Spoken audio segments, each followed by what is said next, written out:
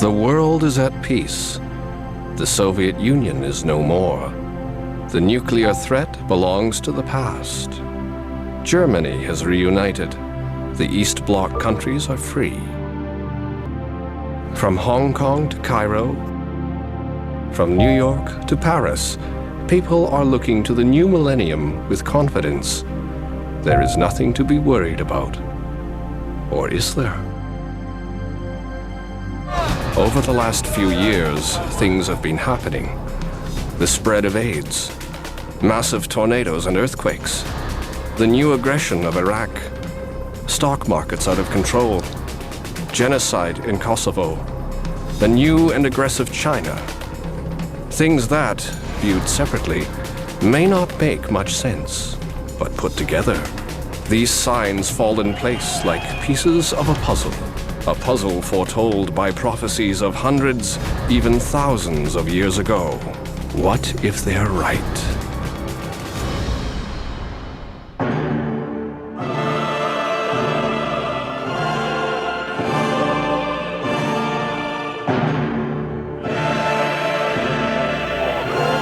Nearly 1 million American soldiers, twice the number of Desert Storm, have launched a lightning strike into the southern flank of Iran. For nation will rise against nation, and kingdom against kingdom, with famines and earthquakes throughout the world.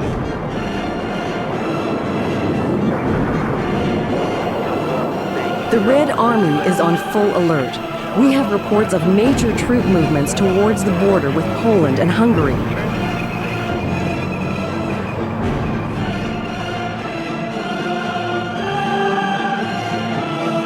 The power grid is shut down. Water supply is disrupted. The president has called out the National Guard.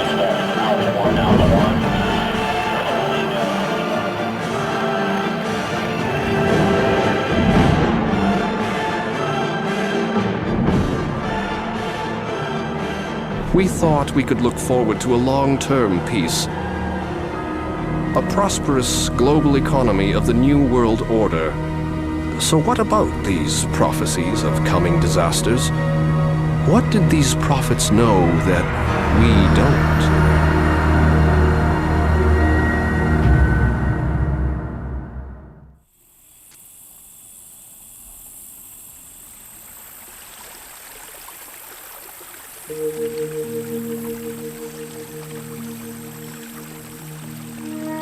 This is where it all began, 5 millennia ago. A place of ancient rites and beliefs that remained unchanged for thousands of years. A place of secrets.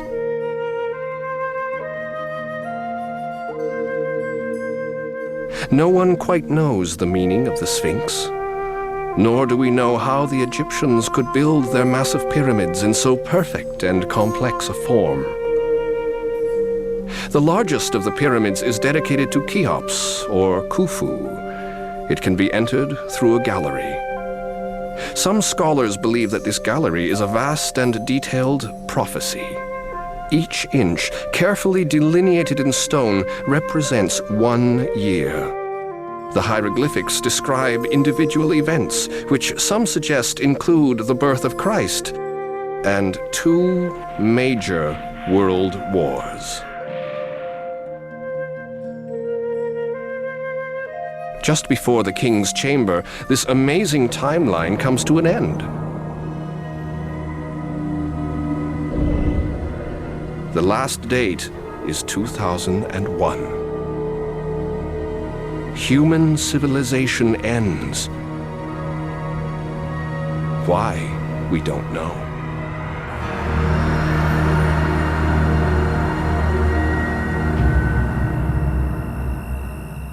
It is a refrain that returns in countless prophecies from around the world. A vision of great turmoil and destruction at the beginning of the 21st century. Why? Perhaps one answer can be found in astrology. Since the earliest of times, astrologers have divided history into a series of ages that correspond to the signs of the zodiac. Each astrological age lasts some 2,000 years. The history of mankind since the birth of Christ took place in the age of Pisces, or fish, an age dominated by the church. Starting in the year 2000, a new age will begin. The age of Aquarius, an age dominated by Saturn, symbol of science.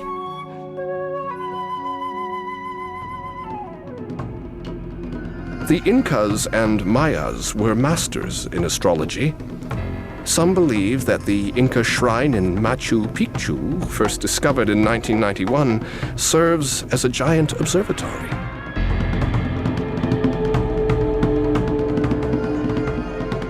The Mayas, too, organized the history of the world in astrological cycles of 25,000 years. They built pyramids not unlike those in ancient Egypt, and they created a calendar of human history known as the Tzolk'in. It predicts a major catastrophe in the early part of the third millennium in the year 2012. The world shall rock to and fro. The white man will battle people in other lands, people who possess the first light of wisdom.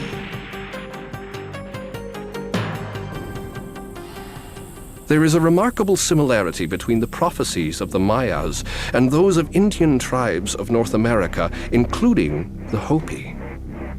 All believe that the rhythm of life and the cycles of nature are fully intertwined. But materialism and the pace of modern science have ruptured this intimate link.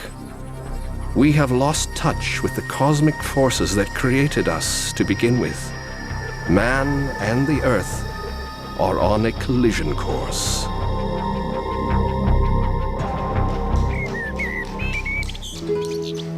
In many ways, the collision course began here in Florence around the year 1400. A long-budding interest in the art, science, and literature of antiquity finally broke free and out into the open, no longer restrained by church dogma. The era of the Renaissance began. In 1503, the same year that Leonardo began work on the Mona Lisa, another man of the Renaissance was born, a man with quite a different vision of the world. Earth-shaking fire from the center of the earth will cause the towers around the new city to shake.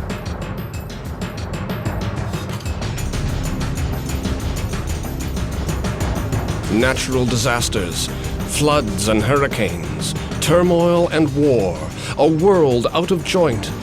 This would be the legacy of a Renaissance man named Michel De Nostradame, or Nostradamus, a man soon praised and reviled the world over. Michel came from a well-to-do family in a small town in the French Provence.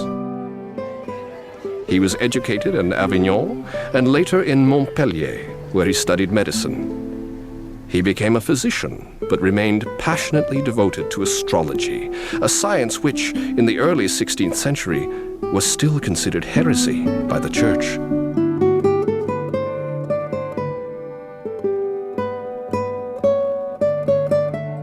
Around that time, the plague swept through France and Europe, killing millions. Instead of bleeding his patients, Nostradamus ordered his assistants to collect rose petals and to grind them into powder. From these, he created primitive vitamin C tablets. Hundreds of plague victims were saved.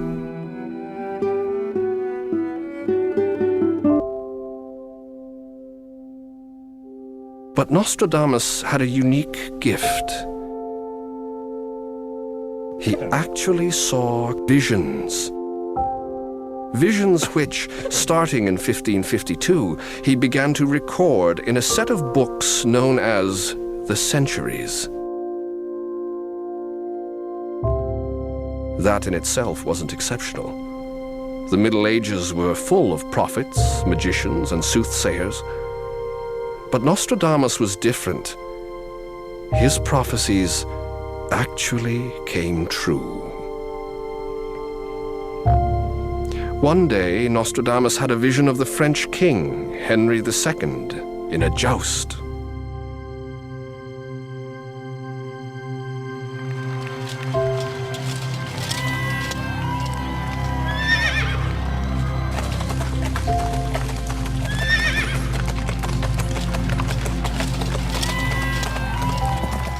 On the field of combat in a single battle, he will pierce his eyes through a cage of gold. 2 wounds made 1. Then he dies a cruel death. 3 years after Nostradamus committed his vision to paper, the book was brought to the attention of Catherine de' Medici, the Queen of France.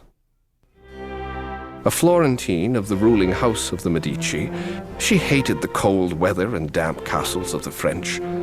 What's more, Henry II ignored her in favor of other, more pliant ladies at the court.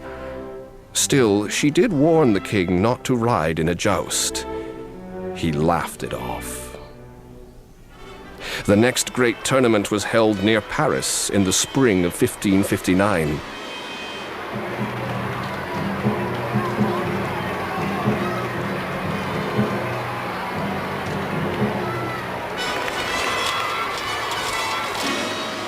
King Henry II rode in it.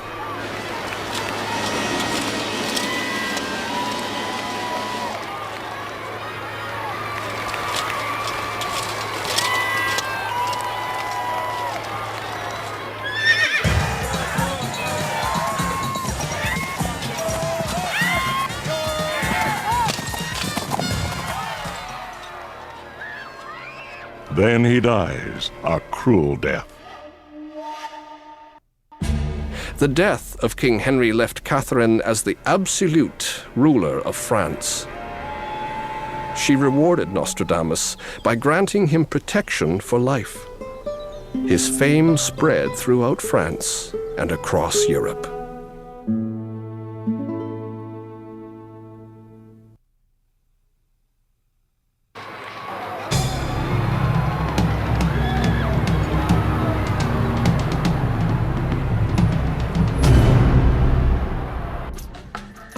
In preparation for his séance, Nostradamus would light a candle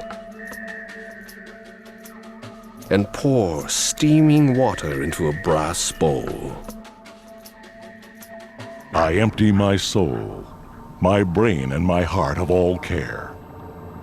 Slowly, a deep tranquility and stillness of mind comes over me. Prophetic heat approaches, like rays of the sun, casting shadows of ethereal shapes and forms.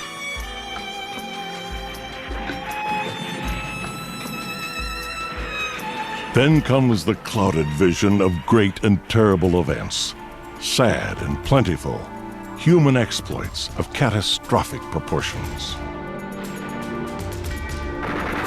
From the enslaved people, songs, chants, and demands. The princes and lords are held captive in prisons. In the future, demands by headless idiots will be received as divine expressions. Out of the deepest part of Western Europe, from poor people, a young child will be born, who with his speech shall seduce the masses. They shall pursue crosses of iron, topsy-turvy. Liberty will not be regained.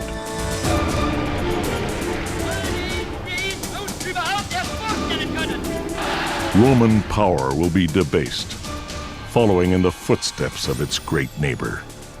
Secret and civil hatreds and conflict will stop the folly of the buffoon.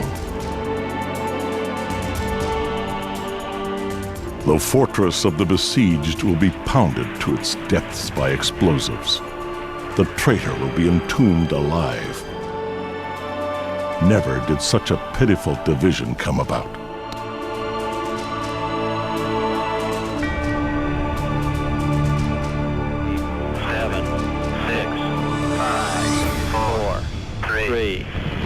Engine sequence start. 1, 0. Launch commit. We have a liftoff. All engines building up thrust. The scourge now past, the world becomes smaller. For a long time, the lands will be ruled by peace. People will travel safely by air, land, and sea. Man shall come to a corner of Luna, where he'll be taken and placed on an alien land.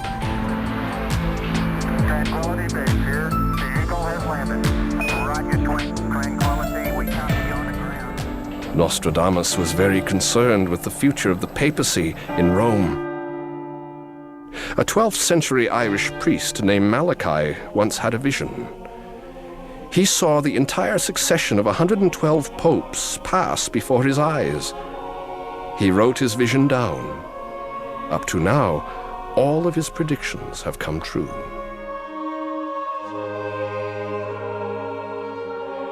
Malachi refers to John Paul II as the Pope in the mark of the sun. Nostradamus calls this Polish pontiff simply the Pole.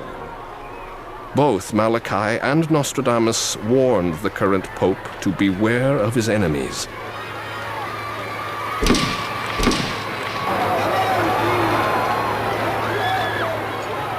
Both believed there is more turmoil ahead for the future popes in Rome.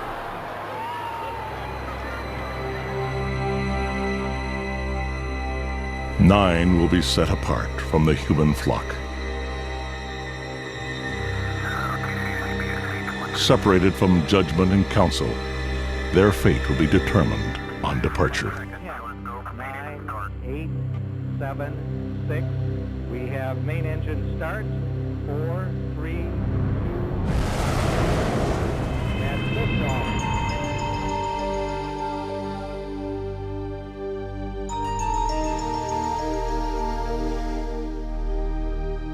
The unripe fruit will be the source of great scandal and great blame.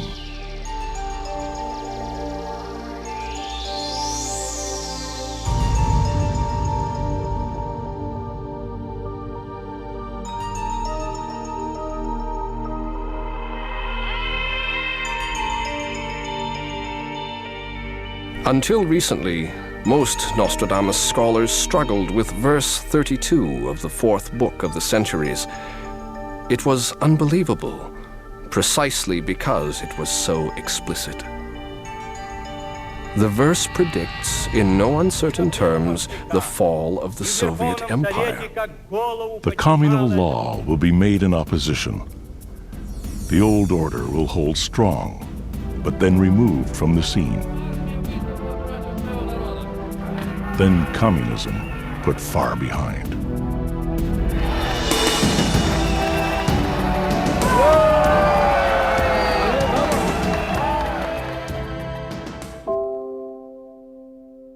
After this prediction came true, Nostradamus and his visions of the future gained a whole new meaning. They could no longer be dismissed. What does this mean for us?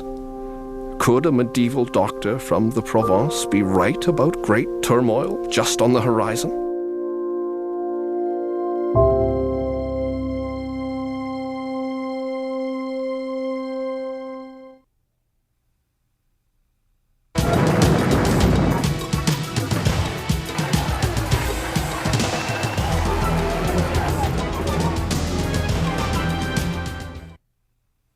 Nostradamus didn't actually write at the end of a century. He was more or less plunked down in the very middle of his century.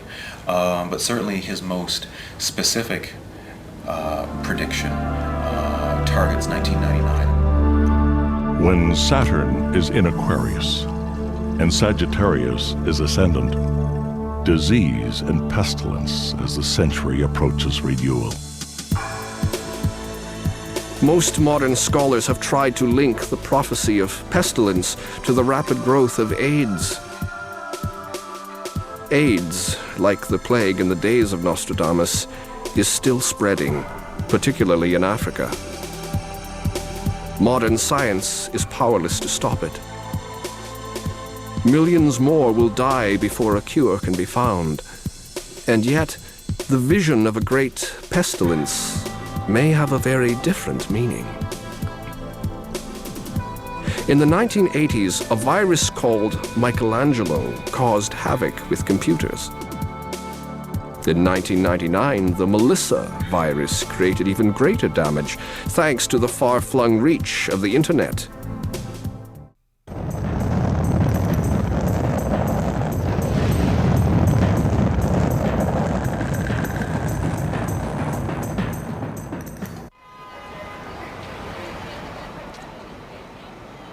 There are those who believe that the millennium hype is a figment of our imagination. Passing into the year 2000 is simply another day in a man-made calendar. Life goes on.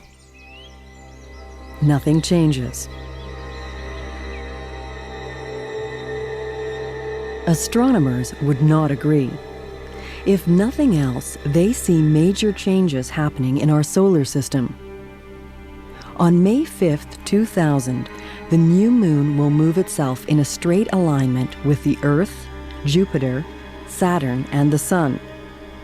Solar flares will increase 20%. The Earth will be gripped in a sudden and unprecedented gravitational pull. So much, in fact, that the Earth's polar axis could be ripped out of joint. The American visionary, Edgar Cayce, prophesied that this event would lead to a string of unprecedented natural disasters.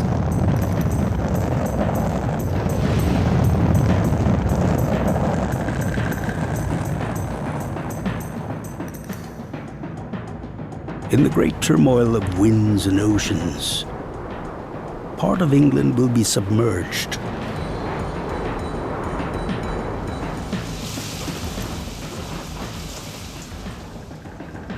New York, Los Angeles, and San Francisco will be destroyed.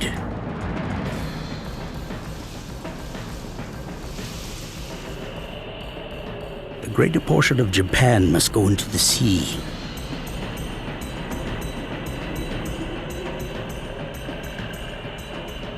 Northern Europe will be changed, as in the twinkling of an eye.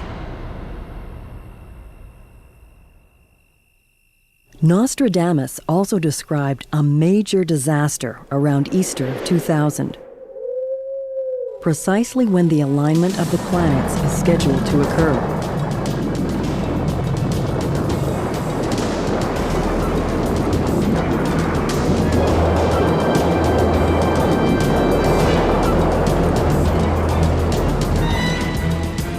There will be a tremendous earthquake. A great theater filled with people will be ruined. The air, heaven, and the earth will be dark and obscure. There are many other modern prophets who have warned of great natural disasters, and none more clearly than a group of 1,700 scientists, including many Nobel laureates, who in 1992 issued a major warning to the world.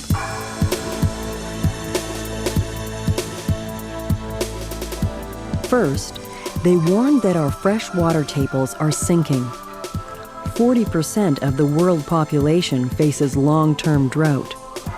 For the other half, drinking water is slowly dwindling by the steady poisoning of rivers and streams.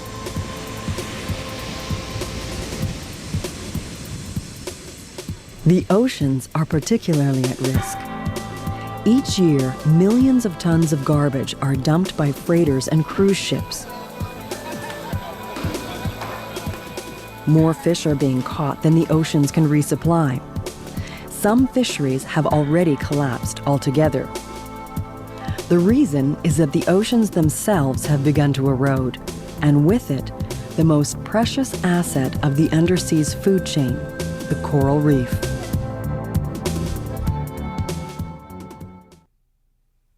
Coral Reef is one of the richest environments. The variety of life there is fantastic.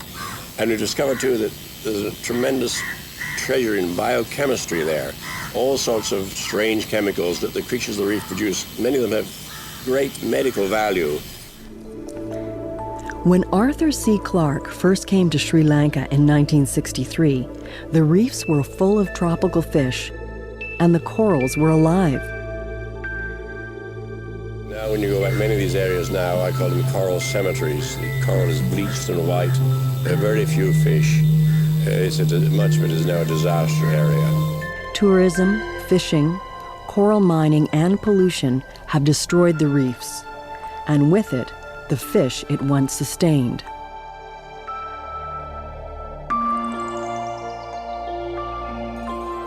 It is a story that is being repeated around the world, from Jamaica to Egypt, from Tahiti to the Florida Keys.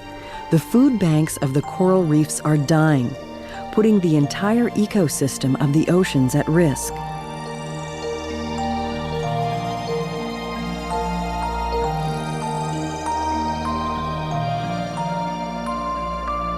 In 1992, scientists of the International Coral Reef Symposium in Guam estimated that by 2050, 70% of the Earth's coral reefs will be gone.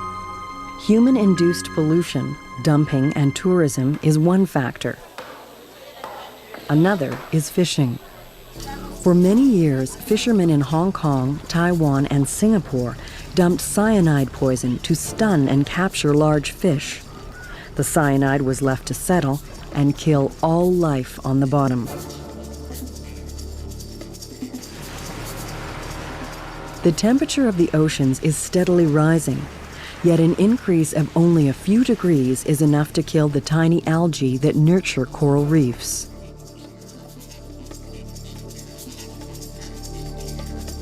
Action is needed now, on a global scale, if we want to avert disaster.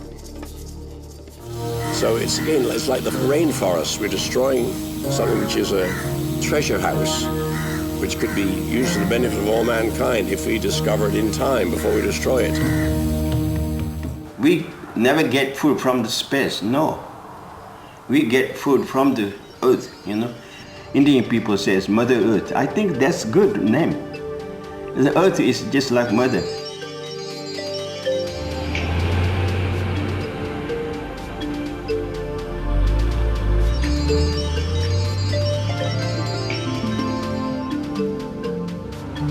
Like the coral reefs, the rainforests, too, are at grave risk.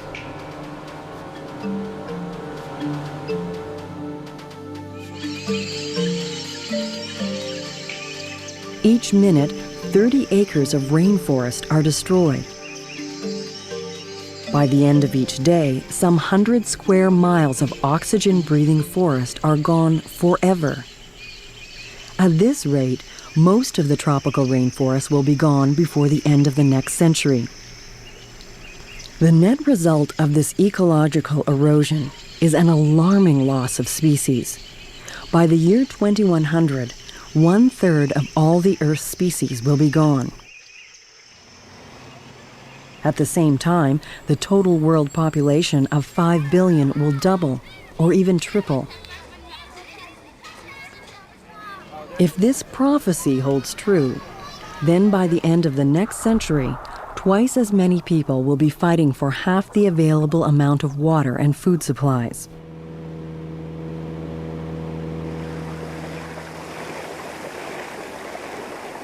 There are other destructive forces at work. One is global warming. Sea level has probably risen by something between 10 and 20 centimeters over the last 100 years. The most that we expect sea level to rise over the next century is perhaps by about 1 meter. The other is the erosion of the ozone layer. The ozone protects us from solar ultraviolet radiation, but has been steadily depleted by the emission of industrial chemicals known as CFCs. We can't always use fossil fuels for the production of electricity. There are many environmental reasons why you don't want to do that. One of the most popular now, of course, is the addition of CO2 to the atmosphere. We don't need to panic, but we ought to be making those kinds of research and development plans that we have an alternative to coal and other fossil fuels in the not-too-distant future.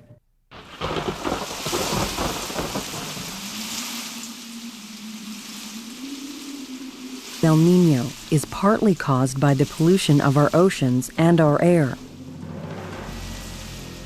The El Nino season of 97-98 caused billions of dollars worth of damage. Got one now and it's going down. It's on the ground. On the ground. A rash of hurricanes lashed the coasts of South and North America, changing weather patterns across Europe, and produced a number of monster attacks by tornadoes in the United States.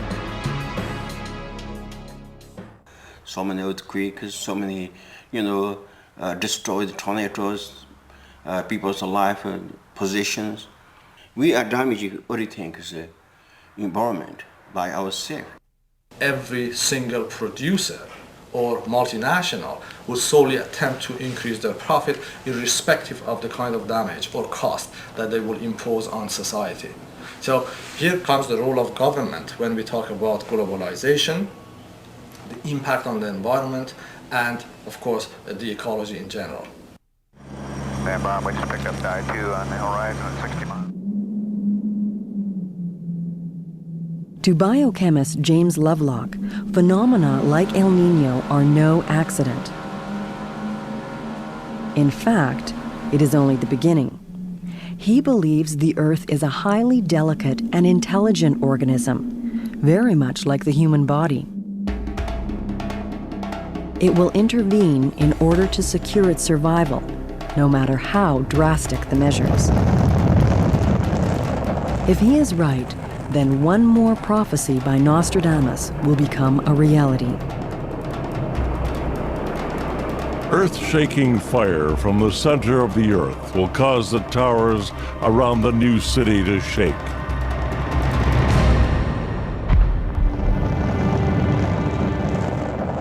War, man's ultimate peril. As if the threat to our ecosystem weren't enough, mankind continues to build the weapons to destroy Earth many times over. And as some prophets believe, the first signs of a coming thermonuclear war are already visible today.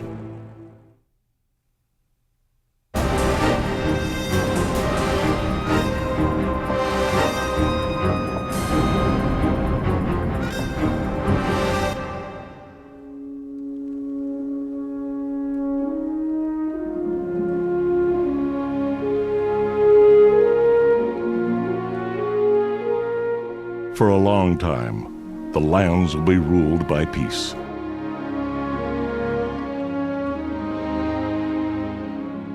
People will travel safely by air, land, and sea.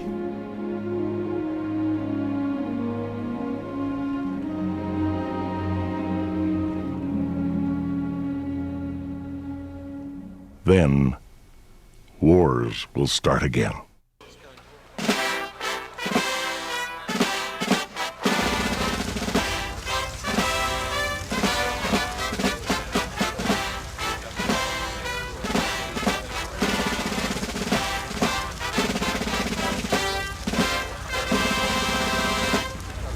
От имени народа и правительства СССР я заверяю всех американцев, что мы искренне стремимся к улучшению наших отношений.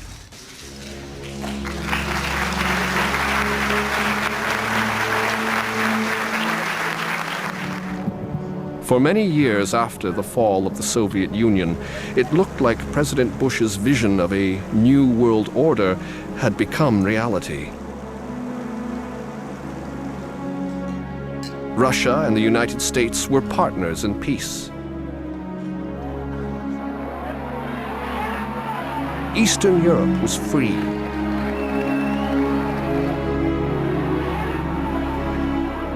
South Africa elected a black president. Even China, the only major communist power on earth, embraced Western trade and investments with open arms. Then, starting in 1998, the great new order started to crumble. Russia's economy collapsed. India and Pakistan, free from superpower restraints, escalated a nuclear arms race. Now armed with nuclear missiles, they once again came to blows over the province of Kashmir. Iraqi President Saddam Hussein announced he would no longer cooperate with UN weapons inspectors. US and Britain ordered airstrikes, but with little effect. Yugoslav President Milosevic launched an all-out war against ethnic Albanians in the Serbian province of Kosovo. NATO responded with a devastating air war, which deeply upset relations between Russia and the United States. To make matters worse, the US mistakenly bombed the Chinese embassy in Belgrade. China was furious. Then, a congressional investigation concluded that China had stolen highly classified secrets of no less than 7 American nuclear warheads. 10 years after the fall of the Berlin Wall, the world is back on the verge of a Cold War between nuclear powers.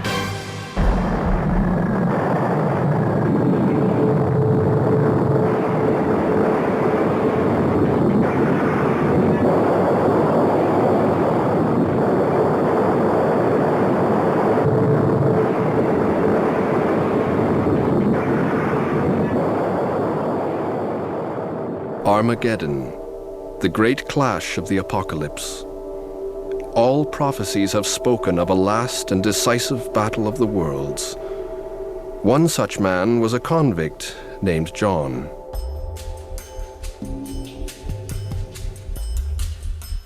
He was a member of the early Christian church of Ephesus, who was captured by the Romans. The big question among scholars and Christians, of course, is which John, or who is this John? Many people assume that since John is such a popular Christian name, that the author of this book, who does call himself John, must be the same as the apostle named John, the son of Zebedee, to whom the fourth gospel is attributed, as well as the so-called letters of John. But these days, most scholars realize that the style of the book of Revelation is so different from the gospel and the letters that they are most likely not written by the same person. John was sentenced to the stone quarries of Patmos, just off the coast of today's Turkey. At Patmos, John began to have visions of the end of the world. He saw a book enclosed by 7 seals. Each seal reveals a new phase of the apocalypse. The breaking of the 7th seal brings forth an army of 200 million soldiers that will kill 1/3 of the world's population. They kill with sword, famine, and pestilence. Demon spirits went abroad to assemble the kings of the world for battle on the great day of God the Almighty, in a place called Armageddon. We are living in an era where we grew up with science fiction movies. And so somebody who wants to make that kind of an apocalyptic good versus evil movie, as George Lucas did, we have him using spaceships and lightsabers and all sorts of other, contraptions that we're used to seeing from our sci-fi literature and sci-fi movies. Well, in the first century, in order to describe this struggle between good and evil, of course they made use of the symbols that were available in their own day and age, in their own repertoire. And so we find swords and trumpets and horses and plagues and all sorts of other images that we might find very strange, but would have been completely and totally understandable to people of the first century when they're reading this. In a place called Armageddon. The choice of Armageddon, or Megiddo, was no accident. Since the days of the Egyptian Empire, Megiddo had been the battlefield of the Middle East.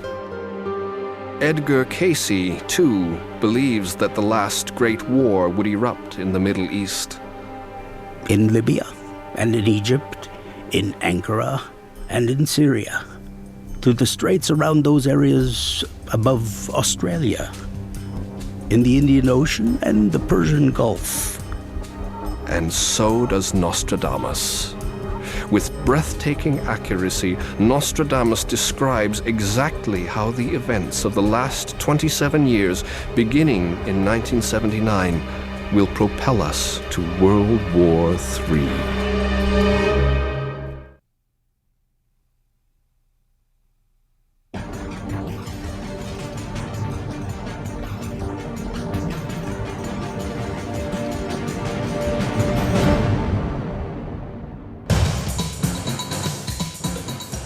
The great empire will invade, but the Muslims will find the lands exposed. The old law of Islam will decline, and another more seductive one will rise.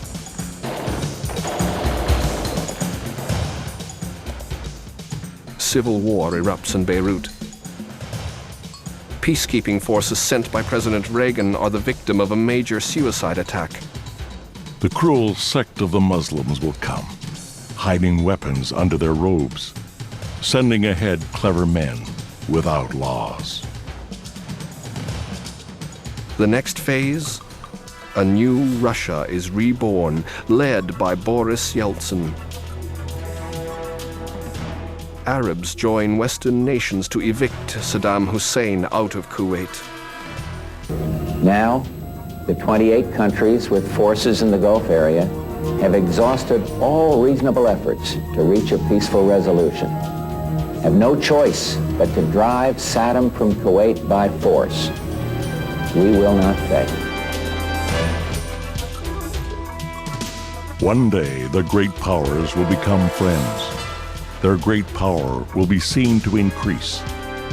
The new land will be at the height of its power. To the man of blood, the number is reported. Then a violent war erupts in Kosovo. Russia and the US take sides. The great superpower alliance is unraveling. The two will not remain allied for long. Within 13 years, they surrender to barbarism. 13 years after the fall of the Soviet Union, the long-simmering tensions in the Balkans and the Middle East will lead to a new war. The Hopi Indians have warned the same. World War III will be started by those peoples who first revealed the light of divine wisdom in the Old World. Mesopotamia, the center of Islam today. Local conflicts in Europe and the Middle East gradually pull the superpowers into full-scale war. This is Jim McVeigh, reporting live from Kosovo. The first shots have been fired in a standoff between Russian and American peacekeepers in the Balkans. Famine and war will come. Help will be too late. Iran mobilizes to invade Macedonia. This is Catherine Hunt in Saudi Arabia. Forces of the Iranian Liberation Army have launched a surprise attack on Iraq and Afghanistan. The United States has launched an emergency airlift to resupply its bases. Iran, supported by China, seizes the moment to create a pan-Islamic union absorbing Iraq, Kuwait, Afghanistan, and Jordan.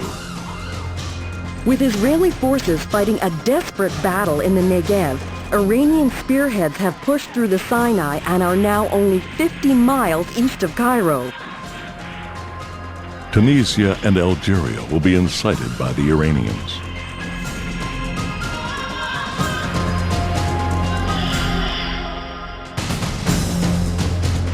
Moscow is calm again after last night's bloody takeover by Russian nationalists. The Red Army is on full alert. We have reports of major troop movements towards the border with Poland and Hungary.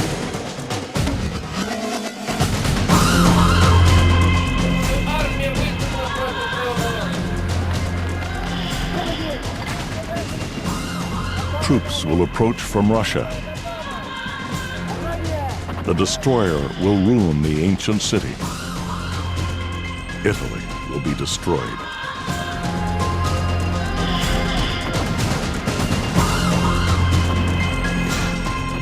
Acting in concert with Russian forces, Iran initiates a pincer movement through the Mediterranean. Are confirming rumors that Libyan forces under Colonel Gaddafi have now joined the Iranian army. We have seen massive troop movements towards the Mediterranean coast.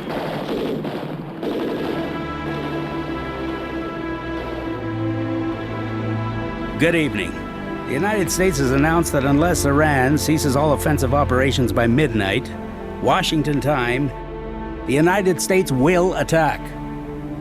On the night of March 10th, American forces stage a daring night attack using airborne troops from bases in Saudi Arabia in order to strike into the soft underbelly of Iran.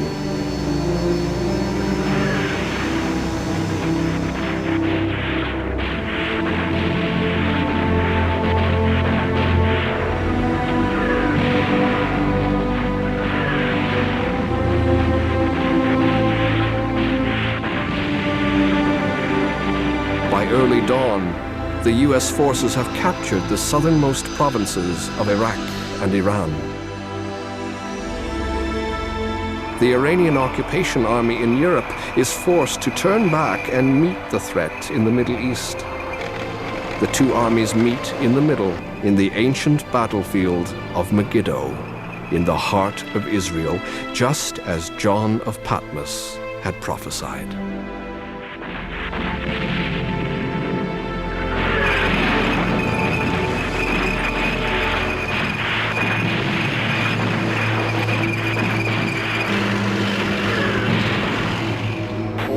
Looks like we're going to keep it on the scope. I'm going to start shooting left the whole of it. Okay.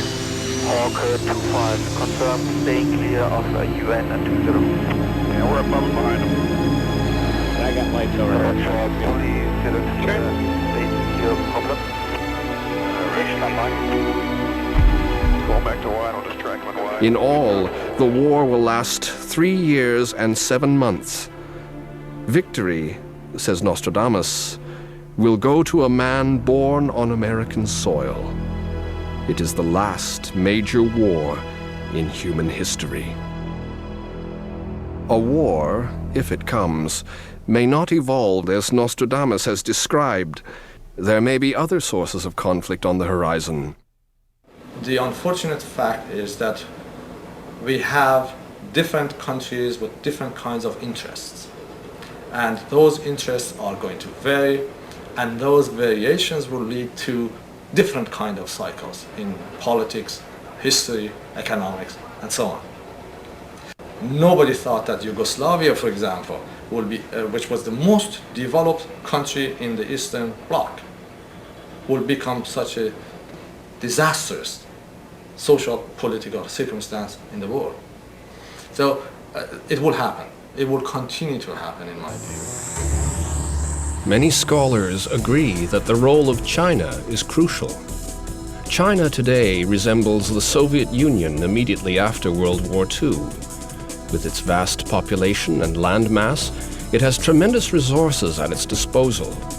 It can use these assets to become a prosperous member of the world community, or embark on a vast arms race to try to match its perceived adversaries, including the United States. The age of Pisces will soon be over. The age of Aquarius is upon us. It can be an age of great turmoil, or an age of peace and harmony. Long term, we have to accept the fact that the Earth's resources are finite, that we are destroying those very resources that have nurtured life for thousands of years.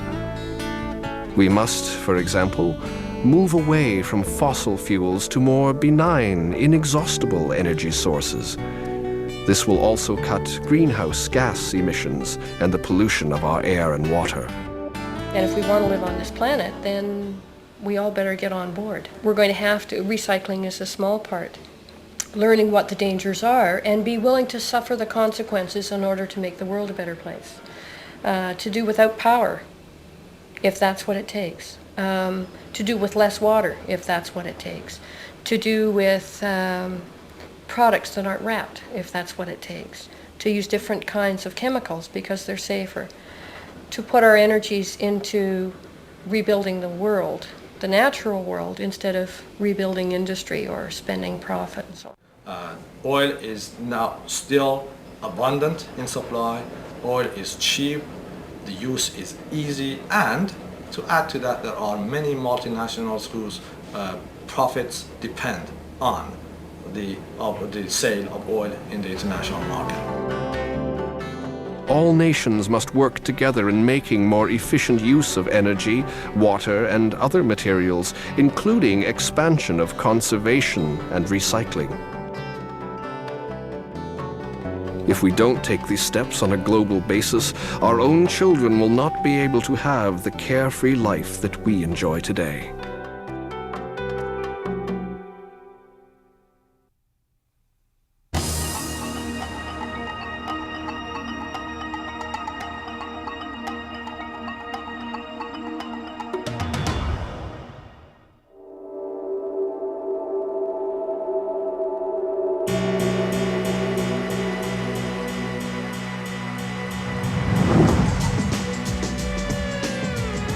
Since the earliest of times, people believed that strange phenomena in the sky foretold of great changes on earth. According to the Bible, shepherds attending the birth of Christ in Bethlehem saw a bright star in the sky. This could have been a supernova, perhaps observed by first-century Chinese astronomers.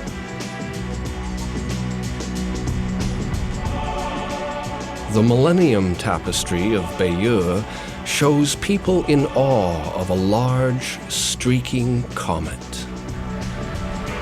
Right up to the 19th century, many associated the appearance of comets with change and upheaval, even disasters. The word disaster literally means bad star. But no prophecy is more chilling than the one foretold by Zarathustra, a wise man of the 6th century BC. He saw a huge celestial body known as a Gohir approach the earth with mankind powerless to stop it. According to Zarathustra, a huge firestorm would set the earth ablaze.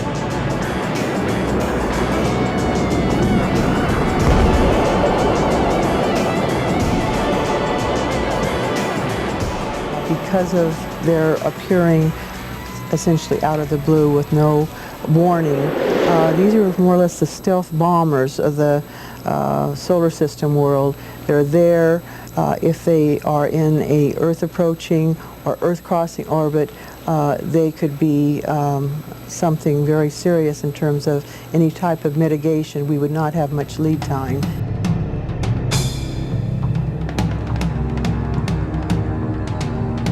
The idea of Earth being threatened by a large asteroid or comet has inspired several recent Hollywood movies, but this is no fiction.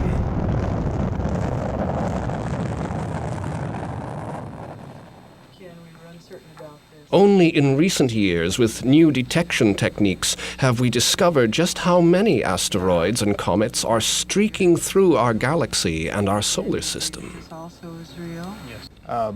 Comets are probably the most numerous objects within our solar system. There's billions and billions of comets on the very edge of our solar system, some 40 times or 1,000 times further out than Pluto's orbit.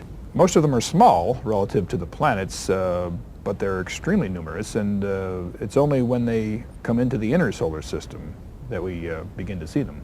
We think there are between 1,000 and 2,000 of these larger near-Earth asteroids out there, but we have actually discovered only 150 of them. And so we need to mount a comprehensive search to find the others, track their orbits, and see if any pose a danger to the Earth. The fact that the average interval between impacts is long doesn't mean that the risk is any less. The dinosaurs, one day before the asteroid that struck the Earth and led to their extinction, could have made the same statement, that such things didn't happen except at intervals of millions of years. Nevertheless, it hit the next year. There could be one of these killer asteroids on the way toward the Earth right now. The sheer violence of a comet impact was brought uncomfortably close to home in 1994 when small pieces of a comet known as Shoemaker-Levy slammed into the planet Jupiter. The impacts produced explosions many thousands of miles high and left deep scars on the planet.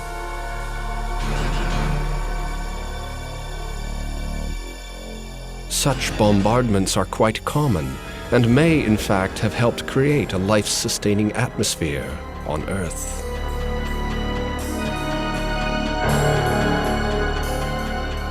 Additional cometary impacts supplied the Earth with carbon-based molecules, water, methane, ammonia, a lot of the volatiles that are required for life to form.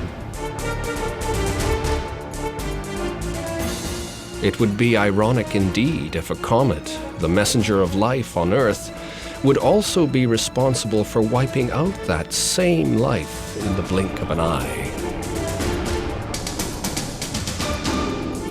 With mankind slowly coming to grips with the real danger of such an event, NASA and other agencies are trying to develop ways to avert the Zarathustra scenario by developing technology to deflect or destroy the comet before impact.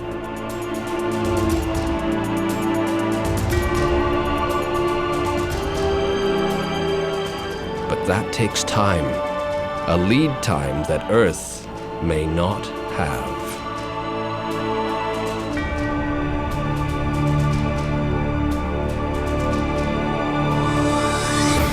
There are lots of opportunities for asteroid or comet impacts on the Earth. When you ask yourself, when will it happen? We don't know. We don't have a clue. It could happen tomorrow, it could happen 100 million years from now. About the real answer, the only real answer we can give you is that it's happened before, and so it will happen again. Zarathustra placed this terrible event some 3,000 years in the future, or shortly after the year 2000.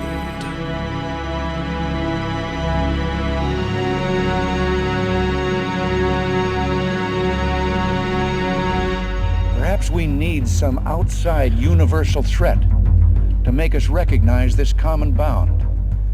I occasionally think how quickly our differences worldwide would vanish if we were facing an alien threat from outside this world. Is there an alien intelligence out there? There are reports from all over the globe of strange sightings. Sightings that go back to well before 1900, when objects looking like flying saucers were first captured on film and published to a frightened world. New sightings have been captured on home video cameras in Europe, Latin America, and the United States. Official sources have always discounted the possibility of alien visits, but in recent years, the search for extraterrestrial intelligence has gained new momentum. A network of radio telescopes from Puerto Rico to Australia scans the heavens every night, waiting for a signal, a sign of an alien civilization. Statistically, the chance of us making contact in this millennium is high. There are some 100 billion galaxies in the universe. Each galaxy contains hundreds of billions of stars, very much like our own star, the Sun. Each of these stars may have one or several planets that could sustain life. Meanwhile, new stars are born from huge clouds of gases on an ongoing basis.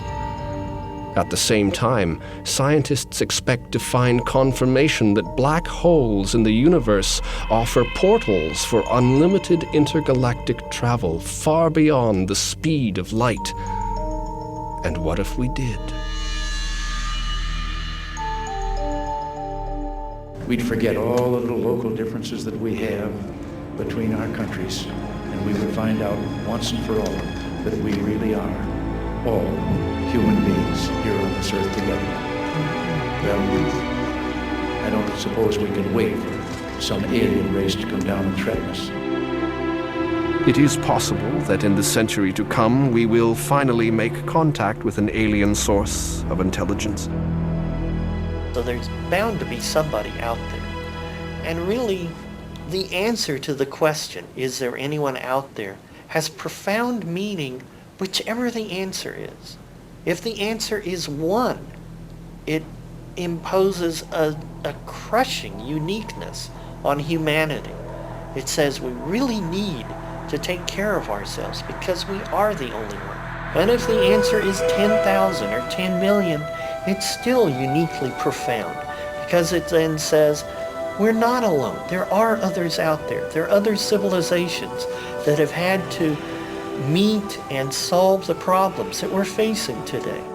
So if they can do it, we can do it. And so there is a hope and there is a chance for our survival.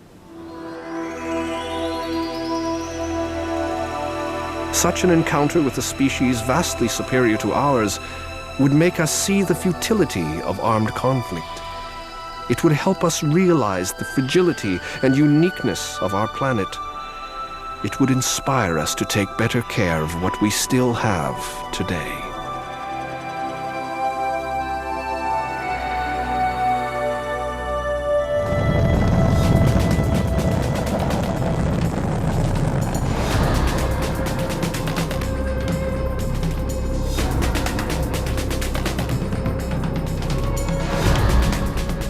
Because we can do things with science, science has taken the lead, and it's led us into all kinds of difficult places. A child can be born and have a biological mother, a birth mother, the mother who actually gave birth, who might be different than the biological mother, can have a biological father, can have a social mother, a social father. You know, the lawyer could be the actual parent, or the doctor could be the parent. And you know, I'm a sociologist, and our ability to deal with the social impact of just a small question like surrogacy, we are unable at this moment in time to deal with the implications of something like that. I don't think we're even close to being able to handle the questions that would arise through our scientific abilities in cloning and genetic engineering. How will we cope with the growing ethical challenge of science manipulating life? Professor Sandra Kirby believes it will take a new form of leadership. I think first what we'll see is we'll see a gender balance in the leadership that's currently there and the nations they come from. We'll start to see more equity. We'll start to see more women. We'll start to see more women in not just supportive roles but in leadership roles, with a large number of nations following them. And so when you add women into that, you bring a different view to the questions, and you bring different solutions, and you bring somehow more democracy. Science and technology notwithstanding, the third millennium will reaffirm just how fragile life on Earth truly is.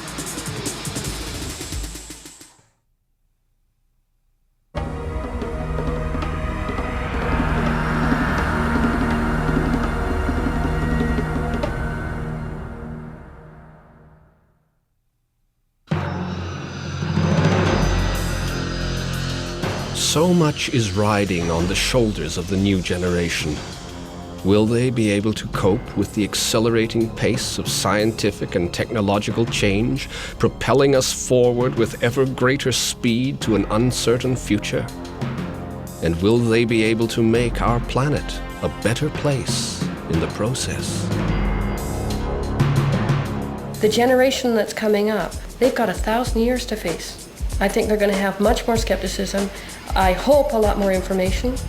They are an information generation like I've never seen before, a thirst for information, which I think is wonderful. The skepticism allows them, I hope, to sort through what is good and what is bad information. And because of that, I think they collectively will realize much more than we were ever able to realize in terms of their responsibility for the world, for the globe, for civilization, for space, for the well-being of others.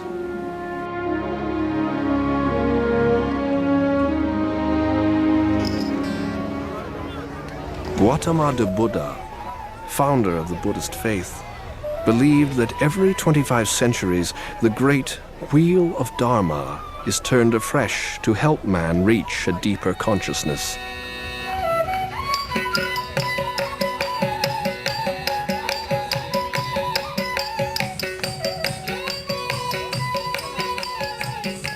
The seeds of a new millennium spirituality are visible everywhere, in churches, in prayer groups, and in the popularity of Asian religions, including Buddhism.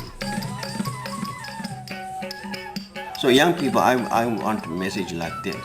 Everyone needs to respect each other.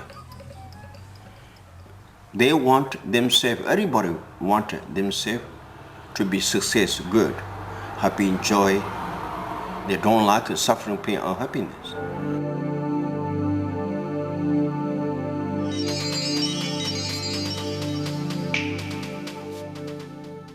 And the speech is also try to make speech benefit for the others, so will not damage others by speech.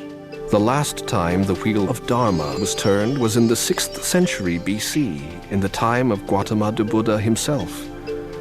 The next time will be in the year 2012. By then, mankind can start afresh, and above all, learn to live with one another in peace.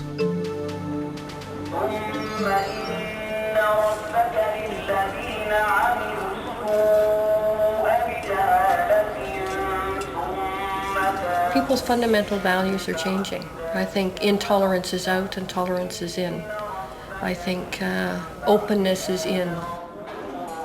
The promise for us is our ability to work together and to understand each other. It's not to be separate and to step one on the other, to be the first one to the top of the pyramid. That kind of thinking is now almost passé. The world, the global village, is a small place. Because we are social beings as well. We somehow need a community of other people, or we certainly have a lot that we could offer to other people. Whether you call that your church or your synagogue or your mosque, a community of other people with whom you can share your faith, and not necessarily in opposition to those who believe otherwise.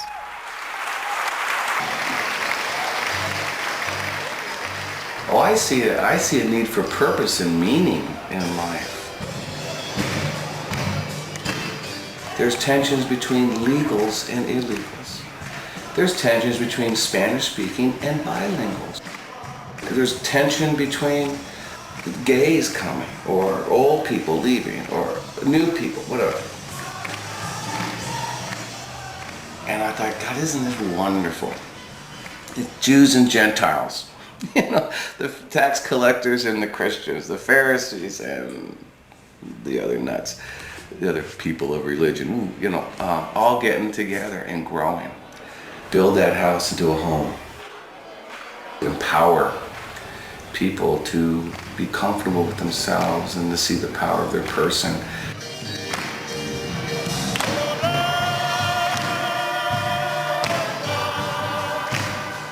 In a time of great change, that we need some sense of higher power. As human beings, our need for a sense of spirit, a sense of something bigger than ourselves, a sense of the hereafter, I think has always been strong. We exhibit it in different ways. So I think organized religion might have a difficult time, but our sense of connectedness and maybe pure spirituality, I think, will be quite strong. There will be a golden age. A universal peace will commence between God and man, and Satan will remain bound. Whether through aliens, meteors, or a world coming to its senses, all prophets agree that we can avoid the doomsday scenario. All it takes is for us to have renewed respect for the greater forces of the universe, for the precious gift of life, for ourselves and for our fellow man. We have a long way to go, but somehow I would think that we could look forward to the future with hope rather than with some sort of fear of an apocalyptic catastrophe. Then I saw a new heaven and a new earth. And I saw a holy city, the New Jerusalem. And God will dwell with them. He will wipe the tears from their eyes. Death will be no more. No more mourning, crying, and pain. For all these things will have passed away.